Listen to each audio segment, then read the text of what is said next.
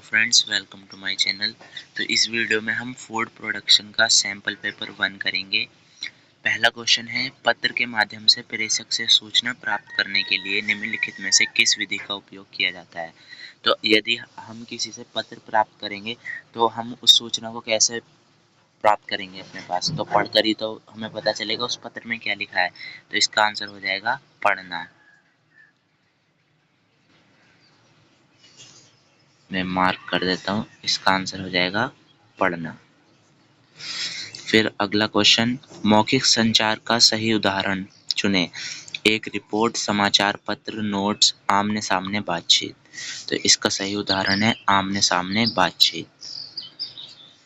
Next question देखेंगे, grooming एक शब्द है जिसका संबंध है समय प्रबंधन से नहीं, समस्या समाधान से नहीं, साफ सुथरा स्वरूप।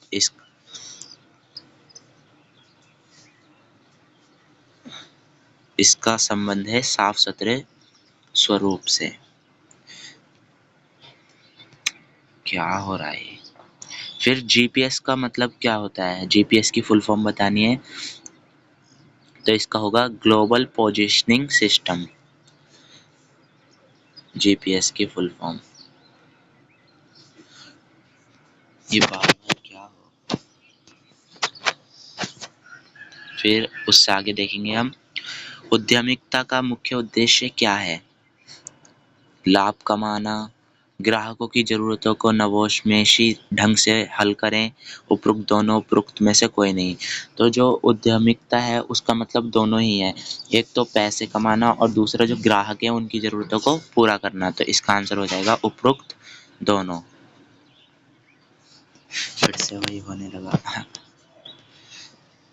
ये पता नहीं क्या हो गया, रुक जा भाई। हाँ, रुक गया। कृषि के आधुनिक तरीकों से के कारण होने वाले कुछ पर्यावरणीय परिवर्तन क्या है। उर्वरक के कारण रासायनिक प्रदूषण, पर्यावरण में सुधार, फसलों के कारण कम वायु प्रदूषण, वन क्षेत्र में कमी। तो देखो, क्या पर्यावरण में सुधार आया है कृषि के आधुनिकीकरण से? नहीं।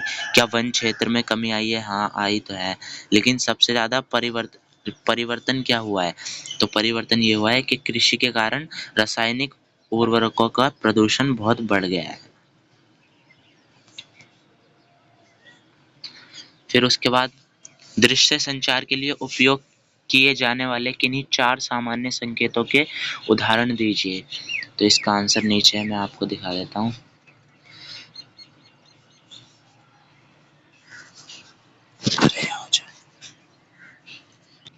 ये रहा, दृश्य संचार के लिए उपयोग किए जाने वाले किन्हीं 4 सामान्य संकेतों के उदाहरण हैं। यातायात संकेत, ट्रैफिक सिग्नल, ट्रैफिक साइंस और प्रतीक, सिंबल्स वगैरह, चित्र, पिक्चर्स, मानचित्र, मैप्स। तो ये हैं दृश्य संचार के संकेत। फिर 8वां क्वेश्चन है, किन्हीं 4 स्व-प्रबंधन कौशलों की सूची बनाइए। 4 स्व-प्रबंधन कौशल हैं, समय प्रबंधन, टाइम मैनेजमेंट, तनाव प्रबंधन, स्ट्रेस मैनेजमेंट, आत्म जागरूकता, सेल्फ अवेयरनेस और जिम्मेदारी, रिस्पॉन्सिबिलिटी। तो ये क्या है? 4 स्व प्रबंधन कौशल हैं। अगला क्वेश्चन है, इंटरनेट के उपयोग पर एक संक्षिप्त टिप्पणी लिखें। तो इंटरनेट का उपयोग हम किन किन कामों के लिए करते हैं? इंटरनेट एक विश्वव्यापी नेटवर्क है जो कंप्यूटरों और अन्य उपकरणों को जोड़ता है। इसका उपयोग सूचना खोजने, संवाद करने, बातचीत करने के लिए, मनोरंजन करने, मूवीज वगैरह देखने के लिए, वेब सीरीज देखने के लिए, ऑनलाइन खरीदारी करने के लिए और कई अन्य कार्य, गेम्स खेलने के लिए, ऑनलाइन पढ़ाई करने के लिए किया जाता है। इसने हमारी जीवन के तरीके को बदल दिया है, जिससे दुनिया भर में लोगों के लिए जानकारी और कनेक्शन तक पहुंच आसान हो गई है ये। व्यवसाय के 3 प्रकार कौन से हैं? व्यवसाय के 3 प्रमुख प्रकार हैं, सेवा व्यवसाय यानी सर्विस बिजनेस, व्यापारिक व्यवसाय और फिर विनिर्माण व्यवसाय, मैन्युफैक्चरिंग बिजनेस। ये 3 प्रकार हैं व्यवसाय के। कौन कौन से? सेवा व्यवसाय, व्यापारिक व्यवसाय और विनिर्माण व्यवसाय। अगला क्वेश्चन है, हरित कौशल क्या है? तो हरित कौशल उन कौशलों को संदर्भित करता है जिनकी आवश्यकता सतत विकास और पर्यावरण संरक्षण के लिए अर्थव्यवस्था के हरे क्षेत्र में होती है। इनमें ऊर्जा दक्षता, अपशिष्ट प्रबंधन, नवीकरणीय ऊर्जा प्रौद्योगिकियों और स्थायी कृषि से संबंधित कौशल शामिल हैं। फिर अगला क्वेश्चन है, होटल के 4 प्रमुख विभागों की सूची बनाइए। होटल के 4 प्रमुख विभाग हैं फ्रंट ऑफिस, हाउसकीपिंग, खाद्य और पेय सेवा और रखरखाव। फिर उससे अगला क्वेश्चन है, होटल से संबंधित रोजगार के अवसरों की सूची बनाइए। तो देख लेते हैं होटल से संबंधित कौन कौन से रोजगार हैं। शेफ का है, वेटर का है, front desk agent, housekeeper, hotel प्रबंधक और बहुत सारे हमारे पास इस तरीके के इसमें रोजगार हैं। लेकिन हमने यहाँ पे कितने बता रखे हैं? सिर्फ 5 बता रखे हैं। फ्रंट ऑफिस मैनेजर, बहुत सारे रहते हैं, ट्रेवल एजेंट। फिर आता है एर्गोनॉमिक्स को परिभाषित करें। एर्गोनॉमिक्स काम करने की जगह को कार्यकर्ता की ज़रूरतों के अनुसार डिज़ाइन करने का विज्ञान है ताकि कार्य कुशलता को बढ़ाया जा सके और चोटों के जोखिम को कम किया जा सके। फिर 15वां क्वेश्चन, कार्मिक स्वच्छता हमारे लिए क्यों महत्वपूर्ण है? तो इसका आंसर है, कार्मिक स्वच्छता हमारे लिए महत्वपूर्ण है क्योंकि यह हमें स्वस्थ रहने में मदद करती है, बीमारियों के प्रसार को रोकती है और एक पेशेवर और साफ सुथरी छवि बनाए रखती है। फिर आते हैं चाकू कैसे पकड़ें, इसका चित्र बनाएं। तो ये हमें इसका एक चित्र बनाना है, तो वो आप बना सकते हैं। भोजन की ऐतिहासिक पृष्ठभूमि स्पष्ट करें। भोजन की ऐतिहासिक पृष्ठभूमि मानव सभ्यता के विकास के साथ जुड़ी हुई है। यह शिकार और संग्रहण से कृषि की शुरुआत, मसालों के व्यापार मार्गों के विकास और आधुनिक खाद्य प्रसंस्करण प्रौद्योगिकियों तक फैली हुई है। भोजन ने संस्कृतियों, समाजों और अर्थव्यवस्थाओं को आकार देने में महत्वपूर्ण भूमिका निभाई है। फिर उसके बाद अगला क्वेश्चन, पौष्टिकरण क्या है? पौष्टिकरण एक खाद्य संरक्षण प्रक्रिया है जिसमें तरल पदार्थों या भोजन को विशिष्ट तापमान पर गर्म किया जाता है और फिर तेजी से ठंडा किया जाता है ताकि सूक्ष्म जीवों को किया जा सके। इस प्रक्रिया का नाम फ्रांसीसी वैज्ञानिक लुई पास्चर के नाम पर रखा गया, जिन्होंने 1864 में यह विधि विकसित की थी। यह प्रक्रिया रोग पैदा करने वाले बैक्टीरिया को मारने और उत्पाद की शेल्फ लाइफ बढ़ाने में मदद करती है। और पौष्टिकरण, जो हम पैकेट वाला दूध वगैरह खरीदते हैं तो वो पौष्टिकृत दूध होता है। उसे कम से कम 30 सेकंड के लिए 63 डिग्री सेल्सियस पर गर्म किया जाता है, वरना तो 71 डिग्री सेल्सियस पर 15 सेकंड के लिए गर्म किया जाता है ताकि जो हानिकारक बैक्टीरिया है वो मर जाए। फिर पाक कला में उपयोग की सूची बनाइए। फलों के उपयोग की। पाक कला में फलों का उपयोग सलाद, स्मूदी और जूस बनाने में, मिठाई, केक, पेस्ट्री और प्राकृतिक मिठास और स्वाद के लिए, मुख्य व्यंजनों में स्वाद और रंग जोड़ने के लिए जैसे चटनी या सॉस, गार्निशिंग, सजावट के लिए, जैम, जेली, मुरब्बा बनाने के लिए, और ऐसे हम ताजे भी फल खाते हैं। फिर 20वां क्वेश्चन है, किसी उत्पाद के नष्ट होने की क्षमता से आप क्या समझते हैं?